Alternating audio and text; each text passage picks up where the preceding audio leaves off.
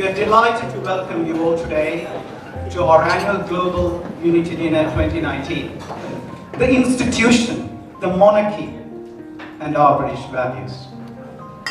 Our lives have unfolded so differently, if this great nation had not welcomed us during the midst of war. So many lives in Sri Lanka were lost, both sides. And it's extremely sad as the consequences are still felt today. Sadly, I do not foresee a day where conflict is not ragging in some part of the world. Unless, ladies and gentlemen, if we can change attitudes. The message from our Honourable Theresa May, our Prime Minister. I'm delighted to send my best wishes to everyone attending the Global Unity Dinner. There can be no place in our society for the wild ideology that drives and incites hatred and fear.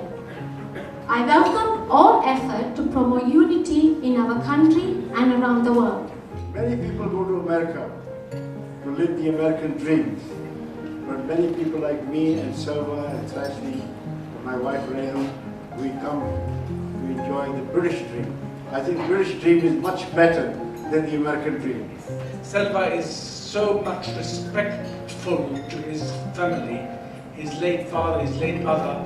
I was always touched whenever I came to this dinner to see the pictures of his father, grandmother. They're all here, which I think we should really learn from somebody like him and Darshini, how to respect our parents, obviously, human beings, so be gentle.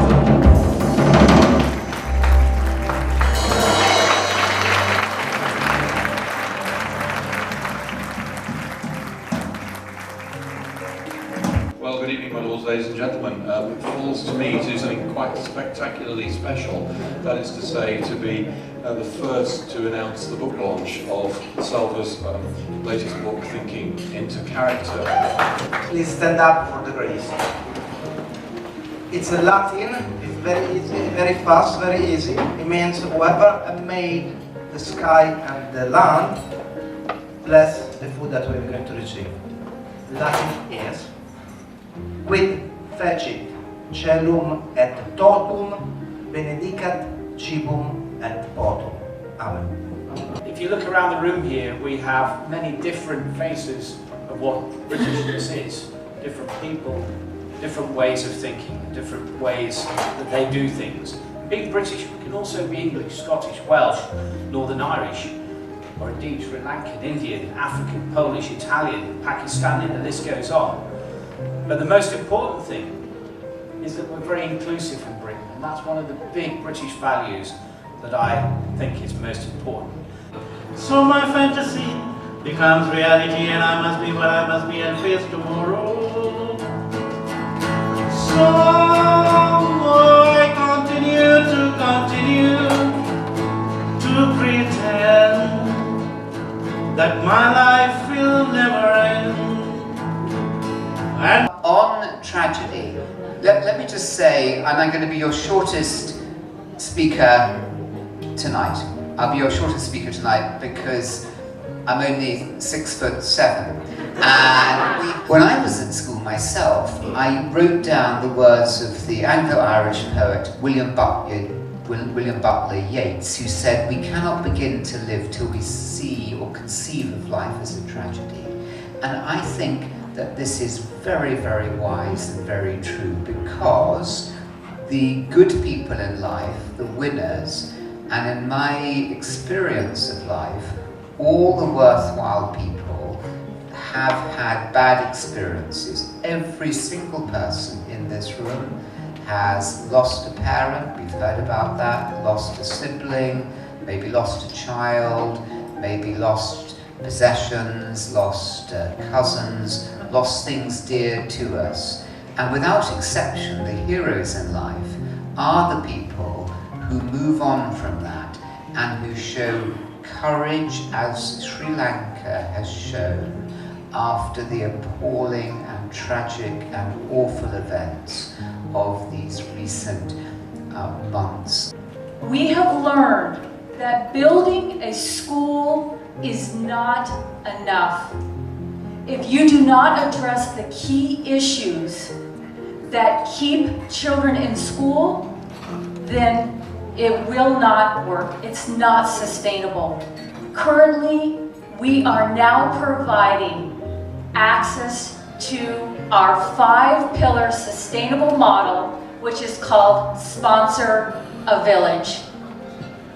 And in Kenya and in Antri, India, we are currently providing access to education, clean water, nutritious food, and income training. Thank you. I first met Selva 3 years ago in Canada, and I knew the moment I met him that he was someone very special.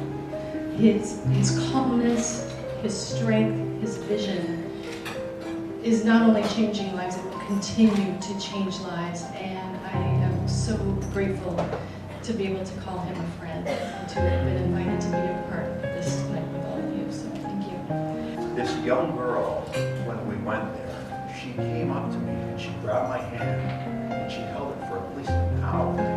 It was the most touching thing I have ever experienced. And she taught me about forgiveness. These girls are not only learning education, not learning, knowledge. She was in a nursing program. She was not just learning nursing. They were learning leadership skills. Here are a lot of politicians are here. They should do their bit. Unite all of us rather than dividing us. Education should teach tolerance. And we should learn to live in harmony. My grandfather was working in a bank in India. But like many immigrants, when they come to, not just to the United Kingdom, to many countries across the world, they're doing the jobs that the indigenous population or the jobs that are required to be done that nobody else wants to do. So when I look at it, and when my father looked at it, and as the generations, and when I always carry myself on what I'm going to do in my life, I look at, I sometimes think, could I have really done that? We've gone through those real sacrifices, get called those difficult names, and all the prejudices and all the difficulties that they faced. When you were born, how many of you were able to choose your color, your name, your parents, or your religion? And so why is it that as adults you have to go fighting and killing people to defend an identity which is artificial and which you had absolutely no choice whatsoever in selecting? Sarah Darsini, thank you so much for having us this evening. What a wonderful evening it is. For those of you that don't know me, I'm Paul Scully. I'm the Member of Parliament for Sutton and Cheam. I'm the Conservative Party Vice Chairman for London. And so, as Selva said, I'm also the All-Party Parliamentary Group Chairman for the Tamil community as well. We're having a rich number of Tamils in my area of South London. You've given us a massive theme to talk about today, global unity. That's not something that you can easily tackle in one evening, but actually what has happened from everybody that has spoken today, we have found different ways of achieving a sense of unity. Now that may be, as Selva started talking about, Rohan spoke about as well, about Sri Lanka. And I really am looking forward to the point that we can get to a truly unified Sri Lanka. We had a moment, unfortunately, in a real tragedy when we saw the massacre on Easter, when the whole of Sri Lanka, the whole of the world came together for a few moments, for a few days. Well, it didn't matter whether you were Tamil, whether you were Sinhalese, whether you were Hindu, Muslim, Buddhist, Christian, or Jewish, or no faith at all. For that moment, actually there's just a collective solidarity for the people that have been targeted, for the families that have been targeted, because of course there were so many children involved being Easter Sunday services. The WhatsApp groups, the social media, these kind of things, actually were used for a power of good because there were severe blood shortages in some of the hospitals across Sri Lanka.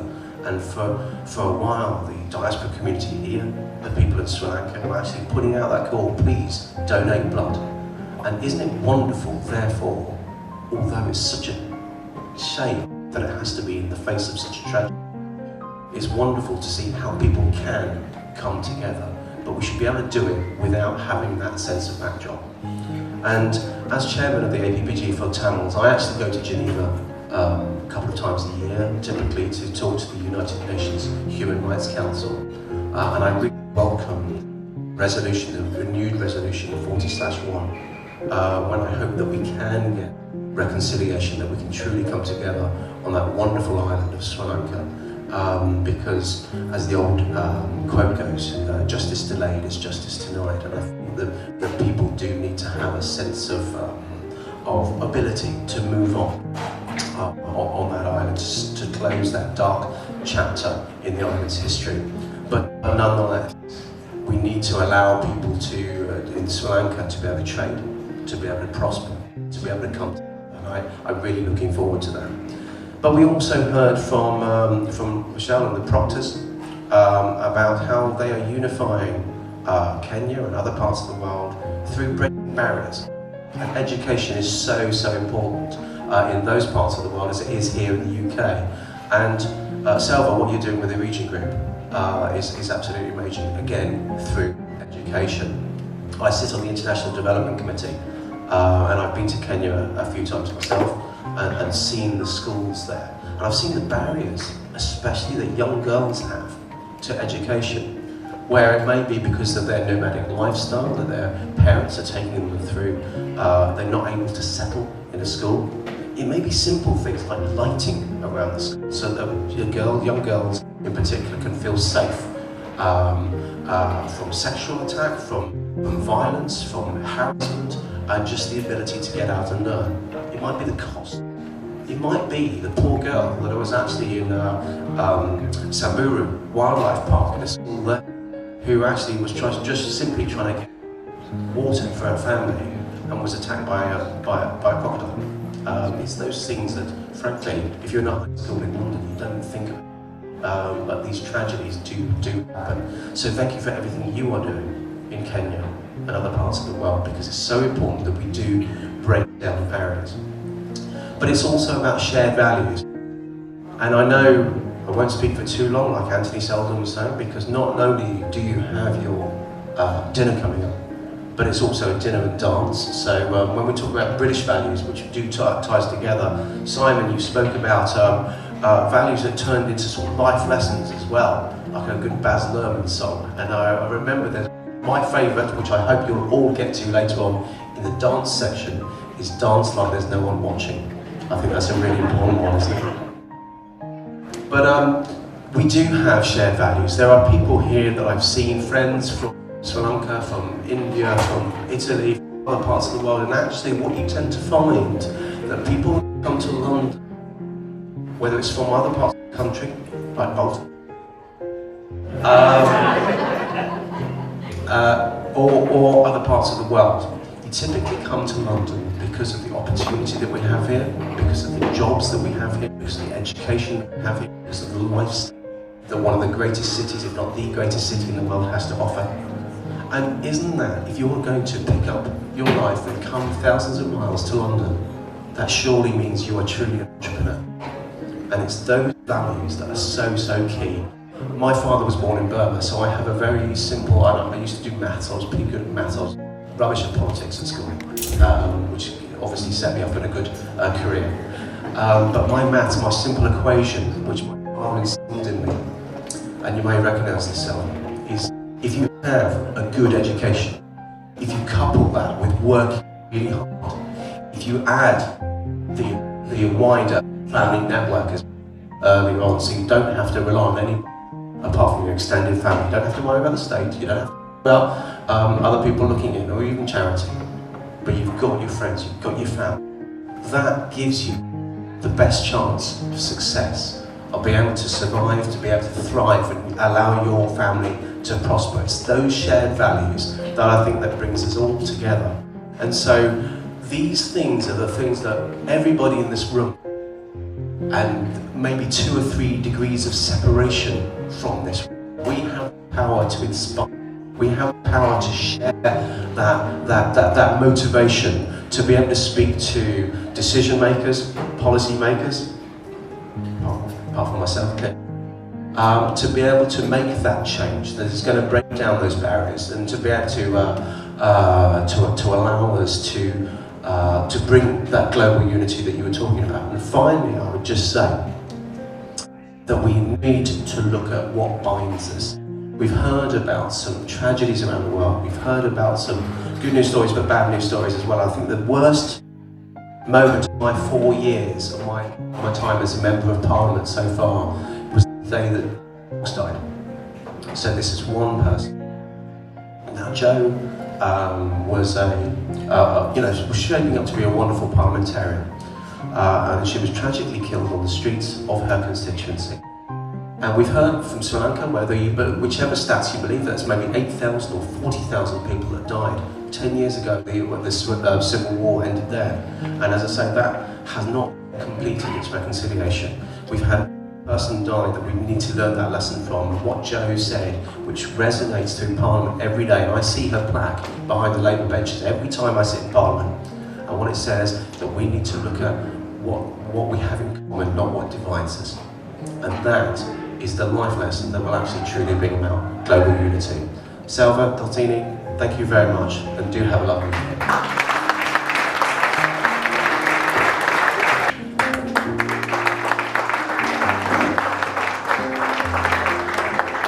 Thank you so much, Selva Dushani, for hosting such a wonderful night for all of us.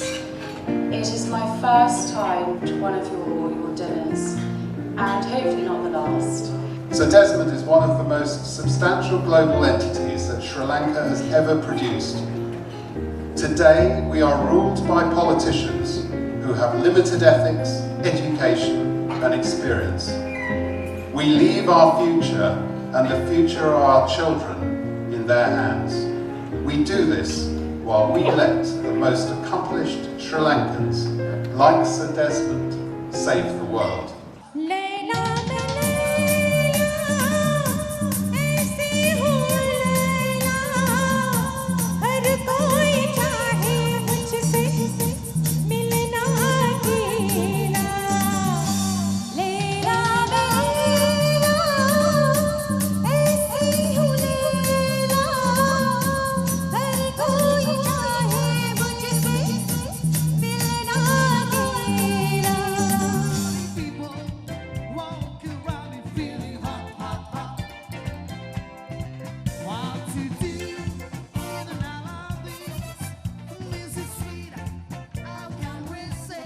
Walk